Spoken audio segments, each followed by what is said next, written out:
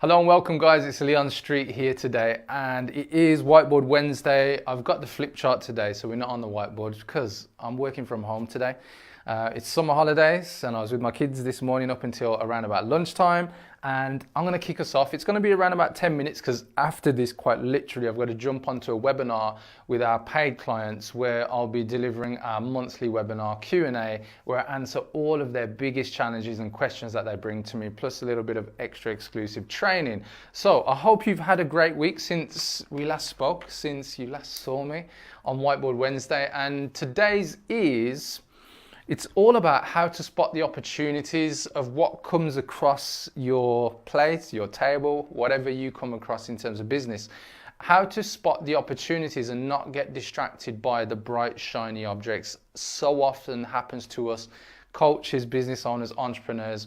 And you know what? It's easily done. It's very easily done. And remember, guys, as we're going through this, if you've got any questions, put them into the comments below. If you'd like to interact, just put #live. If you're watching this on the replay, just put #replay.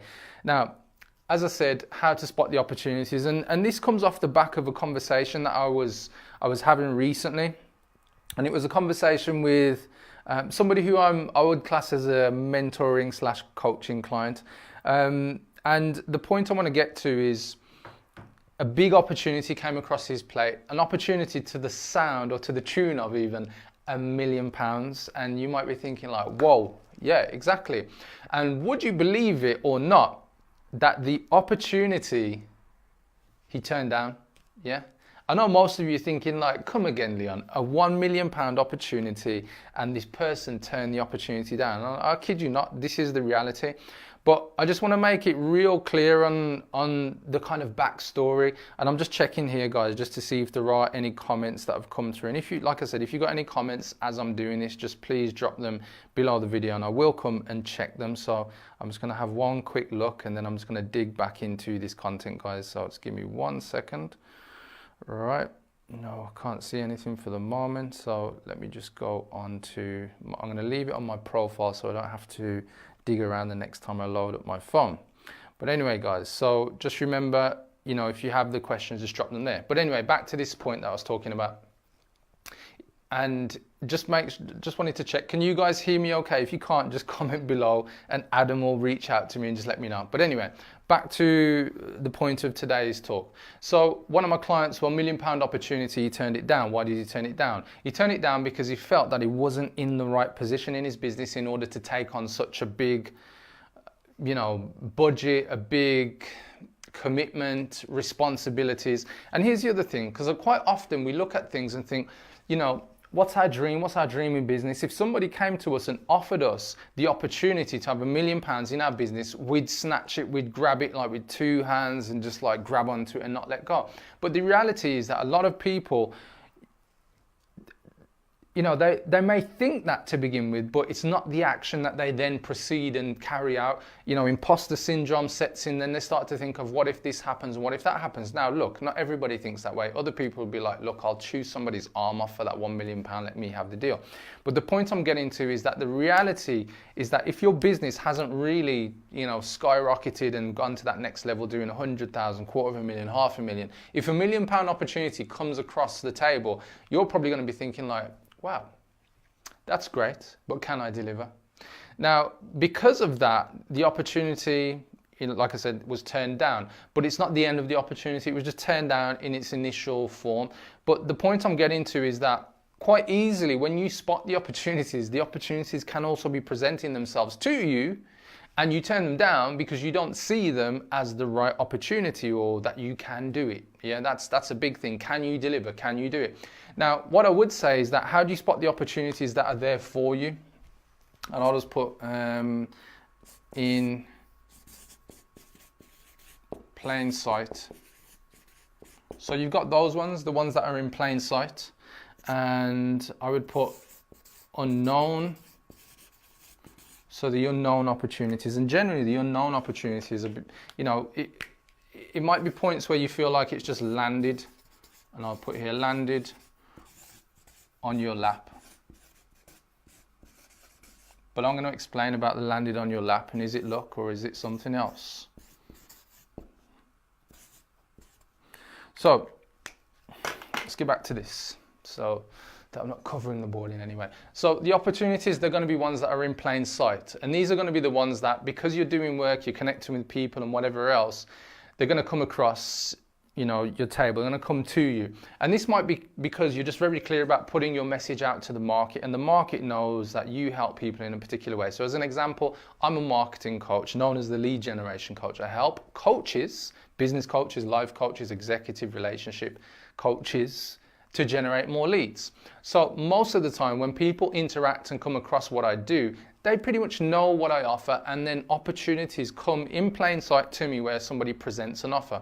So one of my latest offers that I have is a new contract potentially worth $150,000 plus. Yeah, it can be more than that. So this came in plain sight. How did that happen?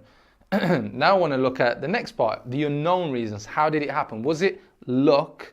Did it just land on my lap? Now, here's a reality, guys. What I see as opportunities for me are off the back of me pushing. It's not luck, and it's not the fact that it's landing on my lap. It's because I'm doing work, I'm being active, I'm putting the work in, I'm showing up, I'm making people aware, and in particular, the niche, the market who I want to go after, so the specific niche within that market, aware of what I do so that I'm in plain sight. And that's one of the key things when it comes to opportunities. But even if that happens, how do you stay away from the shiny distractions?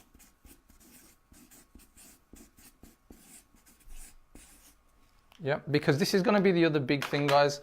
You're marketing your business, you're doing great, opportunities may be coming in, but then this can happen. The shiny distractions get in the way of you progressing. But how do you stop that happening? It's very clear. You need to understand what your goal is around your business, and you need to really be focused on who is the niche that you serve, because here's what happens. And I'm talking from experience here, guys. I'm not just talking from theory. Opportunities, business ideas, friends, connections come to you because maybe they see the great stuff that you do from your skills and, you know, whatever, your business. And they say, hey, I've got this great idea. If you join with me, you know, we can make this really happen and, you know, earn lots of money and do lots of great things, make, you know, change people's lives, have a greater impact. And what happens is you get distracted, shiny distractions, because you think the idea is good, but is the idea in alignment with your goals and with your purpose, where you actually want to be? And this is the key. So what I found in terms of shiny distractions is, in one way or another, I had to go after these shiny distractions. It might seem a bit weird, but I had to go after them and fall on my face, or half succeed, or not succeed very well and, you know, produce mediocre results whilst I was doing other things in my core business, because I wasn't putting the time into these other distractions and realized what it was also doing is taking my time away from my real calling, my main business. But I had to go through this. So I'm explaining to you guys is that if you've been through this, you're going through this, that's part of your journey. But what you've got to start to do is, as you go through this, you've got to learn so that you don't repeat the shiny distraction syndrome over and over. And what you're looking for is how to speed up your own decision-making process and your ability to say one thing to these things when they come on your plate.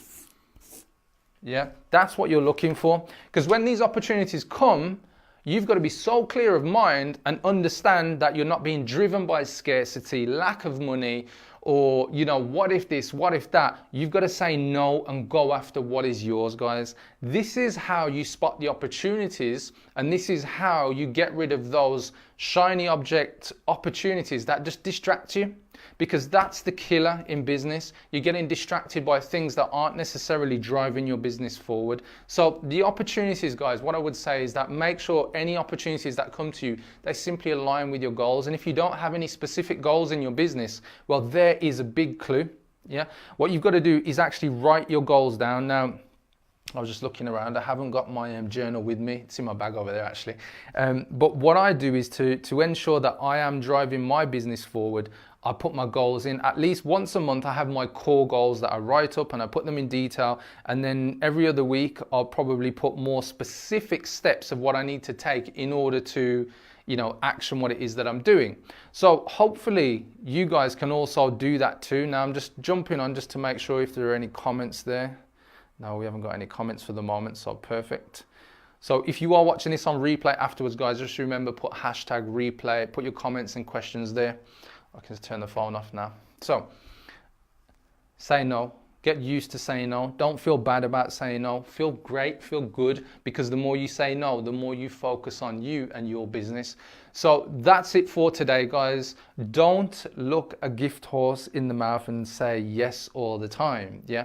Because there might be the right time for you to say no. Now, I just want to conclude with the story that I mentioned to you earlier about one of my mentees who I'm helping turning down the £1 million opportunity for somebody to invest in his business, yeah? And I know most of you are thinking like, that's ludicrous. Like, is that even possible? So the final thing is, after speaking to the mentee, I explained what could happen with the opportunity if he positions the opportunity around his goals. If he looks at it from the point of view, can that investment help him move or go to where his goals, where he wants to go with his life, where it's going to take him?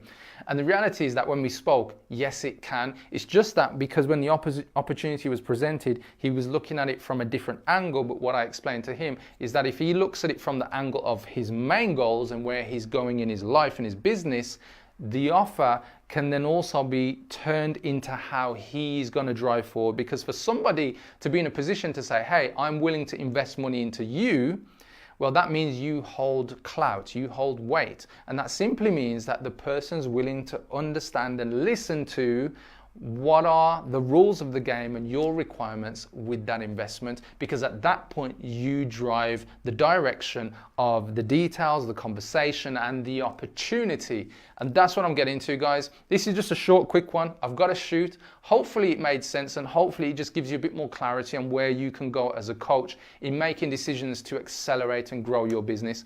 If you've got any questions, drop them below. Remember, it's Leon Street from businessownerelevation.com. Every Wednesday, you get this free training, and all of my clients, they get extra training because they're in our Mavericks group. And in the Mavericks group, you get the real juicy sauce. And that's where I'm heading off to now, to do a webinar with them, live Q&A, to answer their biggest questions, to help them action, implement, and move their business forward. Take care, guys. Thank you for watching.